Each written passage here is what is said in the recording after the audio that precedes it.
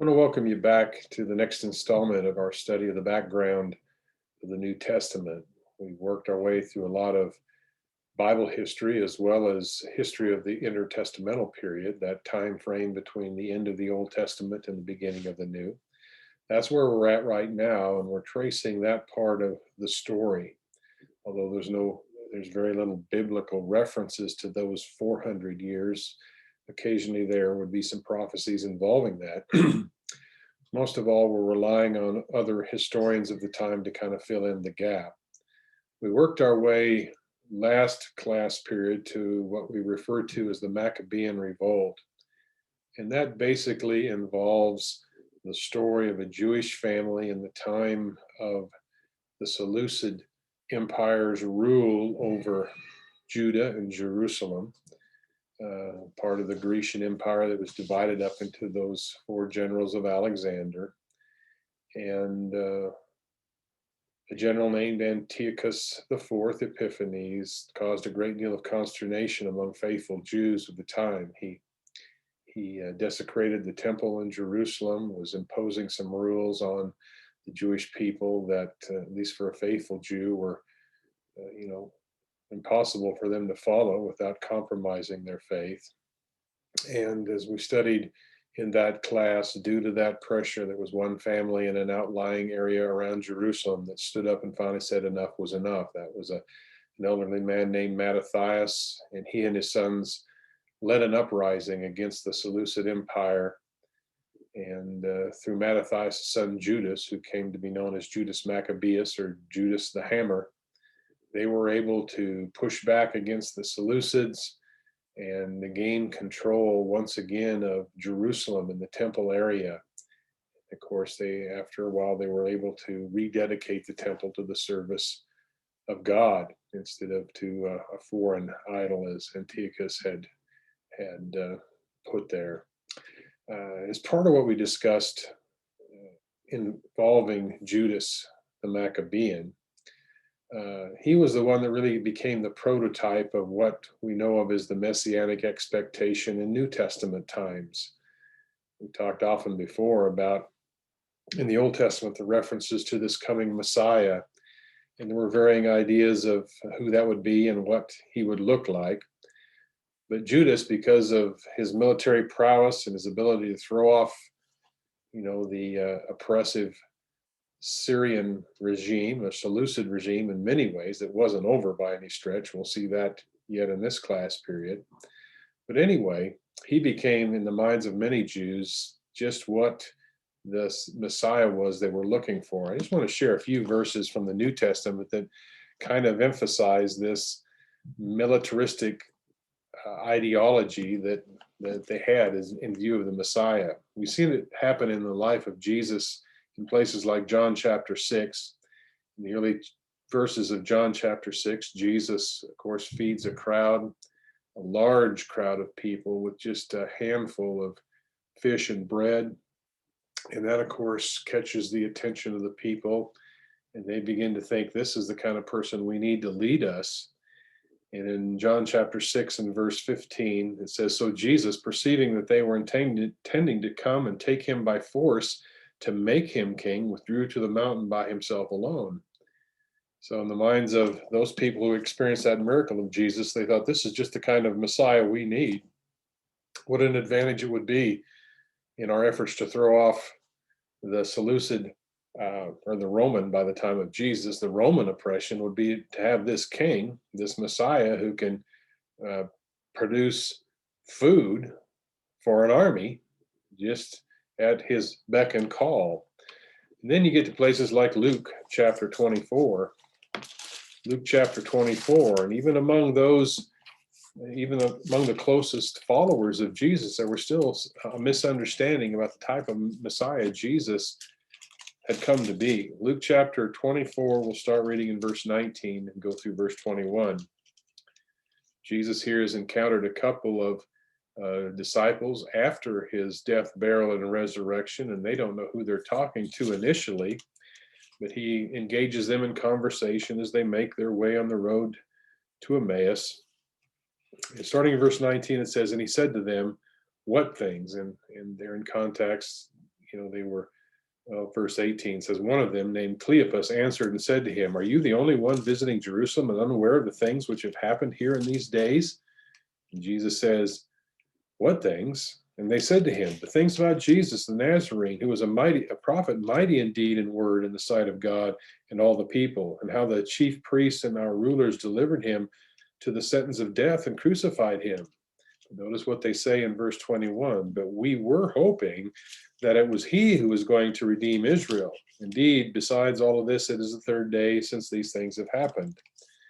Again, it doesn't say in so many words what they were expecting of this coming one, the one who's to redeem Israel, but once again, it seems to be, was common, that this would be the one. By redemption, they mean to free Israel from a foreign occupation.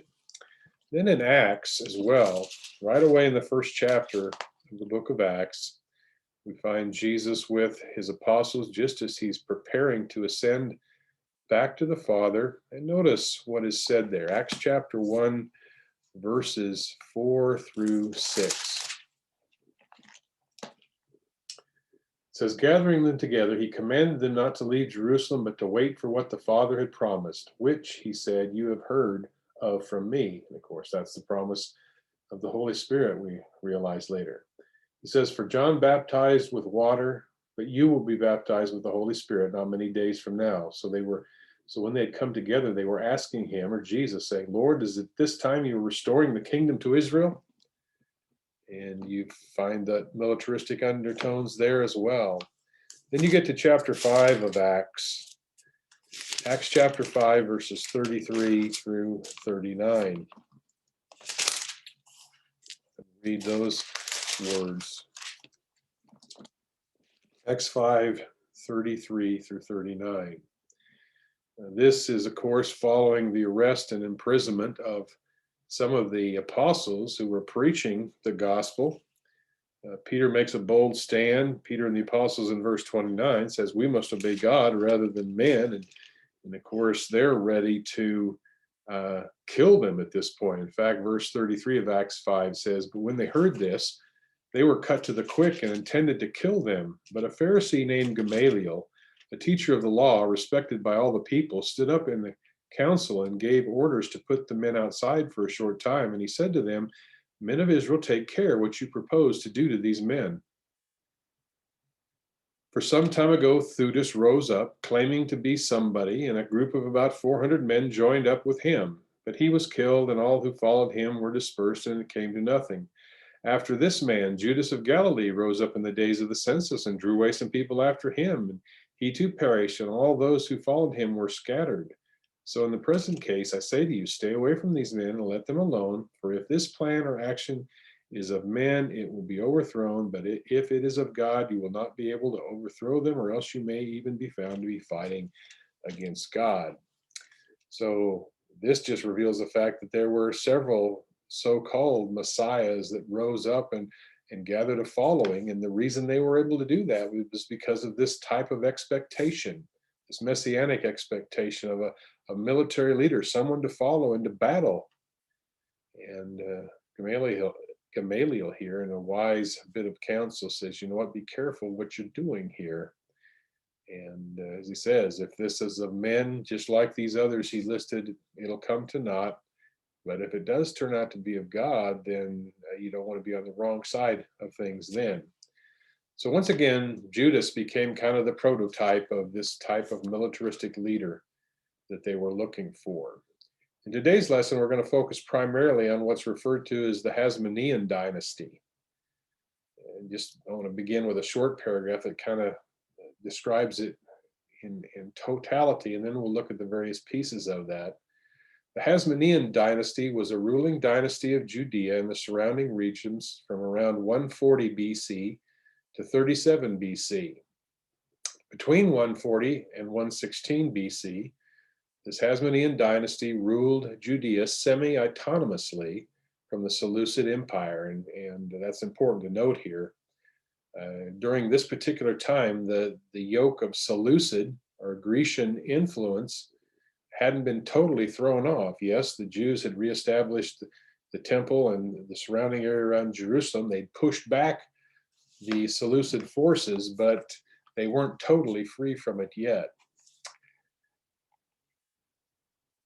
From roughly 110 BC, with the empire, the Seleucid Empire, starting to disintegrate, Judea gained full independence and expanded into the neighboring regions of Samaria, Galilee, Iturea, Perea, and Idumea. The Hasmonean rulers took the Greek title Basileus, or king or emperor, and some modern scholars refer to this period as the independent kingdom of Israel. The kingdom was ultimately conquered by the Roman Republic, and the dynasty was displaced by Herod the Great in 37 BC. And we're not going to get to the Herods yet. We're just focusing on that time frame from Judas Maccabeus in about 167 BC up to about 63 BC in this particular lesson. So we're getting closer and closer to that first century we've been aiming for. Now let's look at this Hasmonean dynasty in a little more detail. The name Hasmonean, scholars debate where it comes from. Some say it's the name of, I believe, the great-grandfather of Mattathias, the father of Judas. It's based on that, and there's other words they think it is, but it's this family of Mattathias that was known as the Hasmoneans. Now, you'll remember that the retaking of Jerusalem and the rededication of the temple under the leader of Judas Maccabeus took place in around 164 BC. The dates I'll be using in this are somewhat not solidly set in stone. Depending on what you read, it'll vary a little bit, but right around this time frame is when it happened. But as I said a moment ago, the struggle against the Seleucids continued on in various forms. Now remember, Mattathias, that elderly gentleman in Modin, an outlying city from Jerusalem, had 5 sons. Their names were John, Simon, Judas, Eleazar, and Jonathan. By the time of the rededication of the temple in around 164 BC, according to most historians, Mattathias and John, his oldest son, were dead. They'd been involved in this rebel battle against the Seleucids, and it cost them their life. A year later, Judas himself was dead, and he died in battle as well. They were all killed in this struggle in throwing off this Seleucid yoke. By 161 BC, there was a major battle where the Greeks tried to reconquer the land of Israel. All right, so just bear in mind, yes, the Maccabean family had established a matter of semi-autonomy in and around Jerusalem, but yet it went back and forth yet. They pushed the Seleucids back, but periodically they would try to reassert their control. There was this major battle in 161.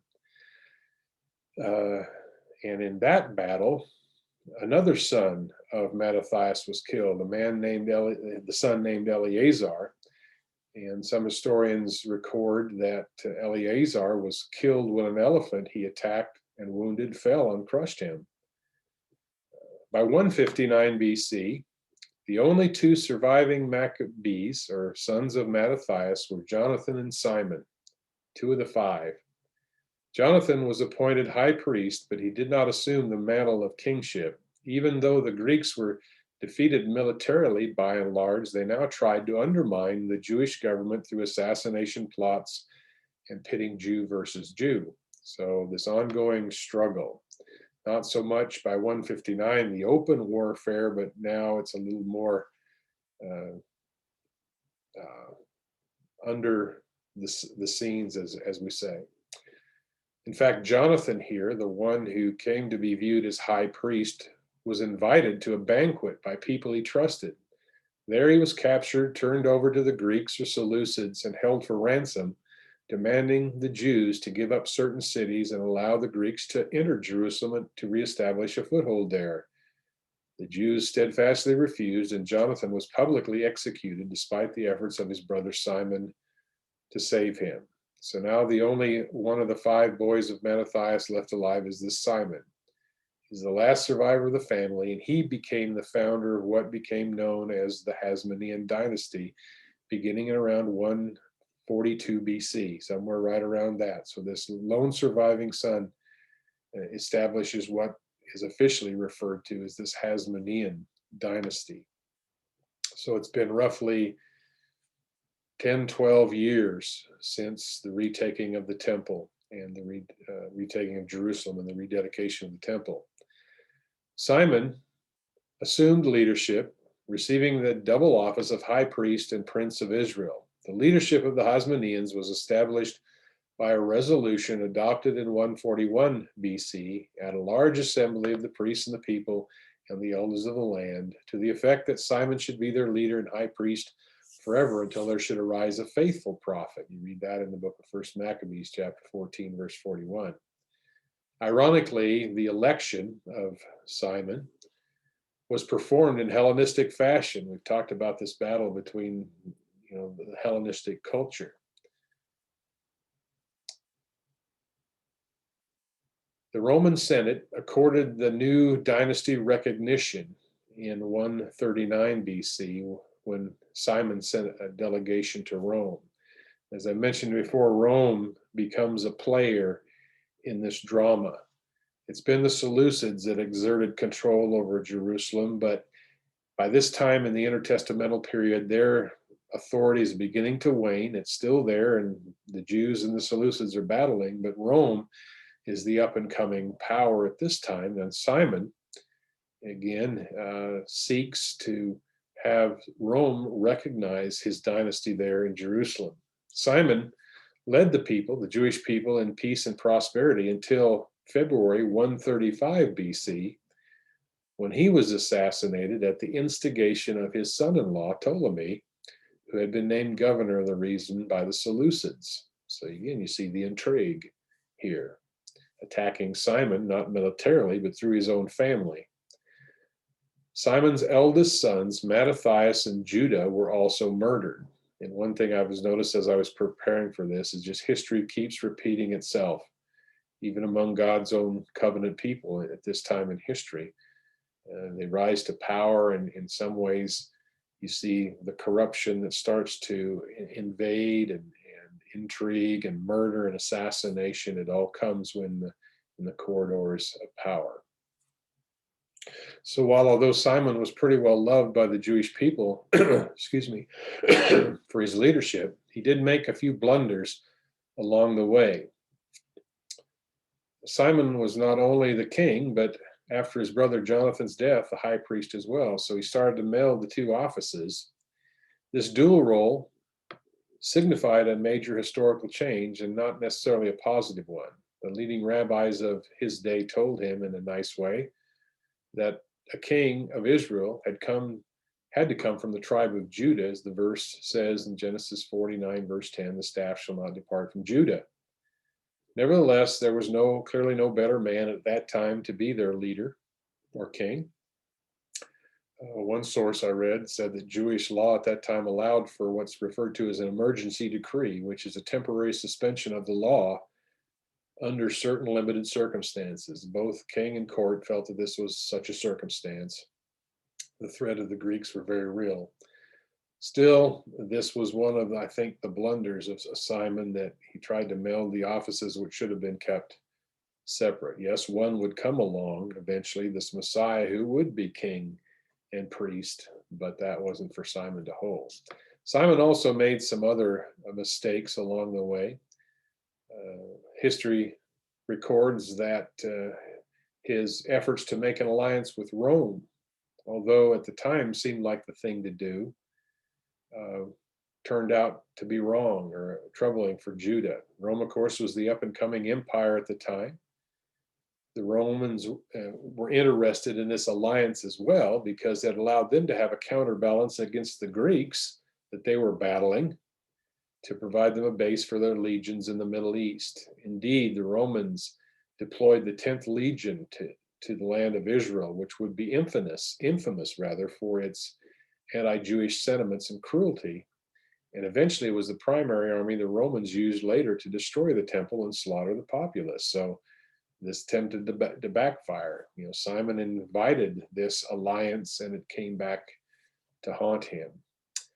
The third historical mistake that can be attributed to Simon's leadership, in reality it's not necessarily Simon's, but his son John, Hyrcanus, And that mistake was to conquer and convert the Idumeans, tribe in the south of the land of Israel, by the point of a sword. So, in the efforts of this Hasmonean dynasty to expand its borders, it went into Idumea and basically forced them at the point of a sword to convert to Judaism, which is ironic, just thinking back to the history we've studied about what God had to say about the inclusion of Gentile people. But, and of course, there was the Idumeans had some Jewish connections, but from the Idumeans here will eventually become the Herods, and of course, all the trouble that came with them. So, again, what looked like a good thing at the time turned bad as time went on. So, as we mentioned a moment ago, Simon was ultimately assassinated in 135 BC. Well, in that same time, John Hyrcanus, Simon's third son, assumed the leadership of the Hasmonean dynasty. Within a year of the death of Simon, all right, the Seleucid king, by this time his name was Antiochus VII, attacked Jerusalem. All right, so once again, the Seleucids making a foray to retake the territory. According to Josephus, John Hyrcanus, Simon's son, opened King David's sepulchre and removed 3,000 talents, which he paid as tribute to spare the city. He remained governor as a Seleucid vassal. For the next 2 decades of his reign, Hyrcanus continued, like his father, to rule semi-autonomously from the Seleucids. So again, this uneasy sharing of rule over the area. By this particular time, again, the Seleucid Empire was starting to disintegrate in the face of a lot of different threats. You've got the Romans we mentioned. There, the Seleucids were warring with the Parthians. And in 129 BC, Antiochus VII was killed in Media by the forces of the king of Parthia, permanently ending Seleucid rule east of the Euphrates. All right, so that's kind of the far reaches of the Seleucid Empire, but the territory starting to shrink for them. About another, what do we got here? Probably 13 years later, in 116 BC, a civil war between two Seleucid half-brothers, Antiochus VIII and Antiochus IX, broke out, resulting in a further breakup of the already significantly reduced kingdom. This provided opportunity for semi-independent Seleucid client states like Judea to revolt. So the weaker the Seleucid Empire got, the more Judea under the Maccabees started to assert their influence and tried to expand the borders of their territory. In 110 BC, John Hyrcanus, the son of Simon, carried out the first military conquest of his newly independent Hasmonean kingdom, raising a mercenary army to capture Madaba and Shechem, significantly increasing his regional influence. Hyrcanus also eventually conquered the Transjordan, Samaria, and Idumea, known also as Edom, and forced the Idumeans to convert to Judaism. That's what we referred to just a little bit ago. Josephus records this about this John Hyrcanus. He says, he subdued all the Idumeans and permitted them to stay in that country if they would practice circumcision and make use of the laws of the Jews. And they were so desirous of living in the country of their forefathers that they submitted to the use of circumcision and the rest of the Jewish ways of living, which at the time, therefore, this befell them that they were hereafter no other than Jews. So you've got this melding of these partly Jew cultures, Edom and Idumea, of course, that was the realm of Esau, Jacob's twin brother, and there's strife in history because of that, of course. But the bringing in of especially the Idumeans is going to eventually cause a great deal of problems among the Jews when it gets to Herod. The Herods had Idumean background. We'll talk about that in the successive class. Hyrcanus desired that his wife succeed him as head of the government, and his eldest, with the eldest of his 5 sons, Aristobulus, becoming the high priest. Upon Hyrcanus's death, however, and again, you see the ugly intrigue even among God's chosen people. This Hyrcanus wants his wife. He's shortly to die. I'll have my wife be the head of the government, and I want my oldest son to become the high priest. As soon as Hyrcanus dies, history records that Aristobulus, his son, jailed his mother and 3 brothers, including Alexander Jannaeus, and allowed his own mother to starve in prison. By this means, Aristobulus came into possession of the throne and became the first Hasmonean to take the specific title of king, asserting the newfound independence of the state. Subsequently, Aristobulus conquered Galilee, but he died after a painful illness in 103 BC. Well, after Aristobulus's death, his brothers were freed from prison by his widow. Alexander Jannaeus, Aristobulus's son, reigned from 103 to 76 BC and died during the siege of the fortress Ragaba in 87 BC, according to Josephus, following a 6-year civil war involving the Seleucid king Demetrius. The Hasmonean ruler Alexander Jannaeus crucified 800 Jewish rebels in Jerusalem, which is interesting when you think about the crucifixions of the Romans that took place in the 1st century. Apparently they weren't the only ones that crucified people. Here it's recorded by some historians that even the Jewish ruler was crucifying fellow Jews that rebelled against him. Here's what F.F. Bruce has to say about this Alexander Jannaeus. Says Jannaeus in particular, as he besieged and destroyed one Hellenistic city after another on the perimeter of his kingdom, showed himself to be a complete vandal. Nor had his vandalism the excuse that it was the product of zeal for the God of Israel against the idolatries of the heathen. That wouldn't have made it right, but it'd be somewhat more understandable, but that even wasn't the case. He goes on to say, of all the high priests of Israel, some of whom did little to adorn their sacred office, none was unworthier than he. He showed no concern for anything but personal power and military conquest.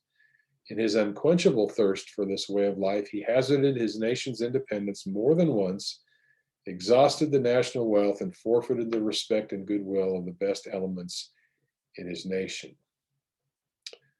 The Hasmoneans, as time goes on, lost some territories they acquired in the Transjordan during a 1993 BC battle, referred to as the Battle of Gadara, where the Nabateans ambushed Jannaeus and his forces in a hilly area. The Nabateans saw the acquisitions as a threat to their interests and used a large number of camels to push the Hasmonean forces into a deep valley where Jannaeus was lucky to escape alive. Jannaeus returned to fierce Jewish opposition in Jerusalem after his defeat, had to cede the acquired territories to the Nabateans so he could dissuade them from supporting his opponents in Judea.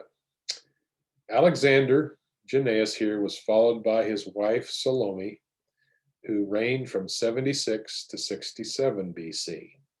Her reign of 9 years was remembered as a brief golden age. Her death in 67 BC was followed by civil war between the partisans of her 2 sons. Once again, Bruce says of this particular time, Salome's elder son, Hyrcanus II, a man singularly lacking in the characteristic family ambition, became high priest. Her younger son, Aristobulus II, whose excess of ambition amply compensated for his brother's deficiency, was given a military command. So you can already see problems coming, can't you? An unambitious man who is appointed high priest and a younger ambitious brother given control of the military. Well, it isn't long till they're going at one another. While Hyrcanus was completely unambitious, he was used as a facade by the gifted Idumean politician Antipater, who saw how useful Hyrcanus could be for the promotions of his own ambitions. Antipater saw clearly that the path of wisdom for a man with his ambitions was to cooperate with the Roman power, which at this juncture was establishing itself firmly in Western Asia. His opportunity, this Idumean, his opportunity came with the Roman occupation of Judea in 63 BC. This pretext for occupation was the civil war between these two sons of Salome, Hyrcanus and Aristobulus. Each of them invoked the support of the Roman general Pompey, who, in the course of reorganizing Western Asia after pushing back the Seleucids and defeating them, was at the time reducing Syria to a status of a Roman province. He intervened very readily into Judea, but Aristobulus and his followers soon found themselves opposing him, and their opposition led to Pompey's occupation of Jerusalem in the spring of 63 BC, followed by a 3-month siege and storming of the well-fortified temple area. Judea lost her independence and became subject once again to a foreign power, this time the power of the Roman Empire. And we'll leave off there. And in the next class period, we'll pick up with the initial stages of this Roman dominance over Judea. And as part of that, we'll pick up the history that began with this Idumean influence into the Hasmonean dynasty. And it ultimately led to what we know in the New Testament as the Herodian dynasty as well. So once again, we're getting closer and closer to the 1st century. At the end of this class, we're right up to about 63 BC. And there's a lot more intrigue to come as we consider the background to what we study about in the New Testament. God bless. I know we've covered a lot of dates and names today that, you don't have to remember these things, but, I was struck once again, as I said earlier, just the temptation it is for humankind, once given power, to abuse that power over and over again. We see it, and God's people, of course, weren't immune to that. But that's the background into which Jesus was born, and that's why it's important for us to study it. And once again, have a great week.